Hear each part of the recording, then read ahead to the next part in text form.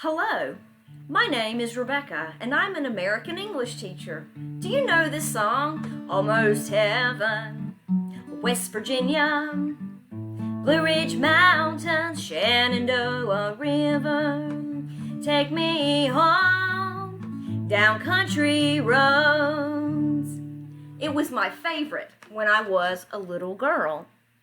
And I think it's so interesting that so many people all over the world know the song. I teach American Public High School. I mostly teach people who speak Spanish. I used to teach in China at a university. I taught IELTS. And I taught for a short time in a refugee camp in Greece. My students were from the Middle East. So Spanish speakers, Chinese people, and people from the Middle East all seem to know the song Country Roads. It's one of the many things we have in common. Okay, so I have taught a lot of different students with a lot of different needs. So I have some options. Tell me what your goals are and what you want to practice, and I probably have an option for you. Option 1. Do you want to improve your academic English or practice for the IELTS speaking test? For example, we would work on conditional phrases.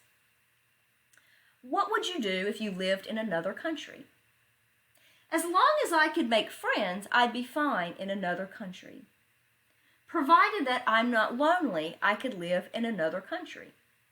Supposing that I moved to another country, I would want a high-paying job. One suggestion I make for students is to repeat the question in your answer. Okay? Option 2. Do you want to practice general English or conversational English? Like how to pronounce the past tense. I cooked yesterday. I played music yesterday. I waited for a phone call yesterday. Notice, ED in English has 3 sounds. Cooked, played, waited. It's common for students to say, I cooked yesterday. But actually, the word is cooked with a T sound. Option 3. Do you want to learn fun stuff in English, like prepositions?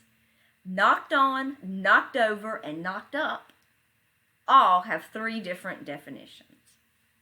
Or, option 4.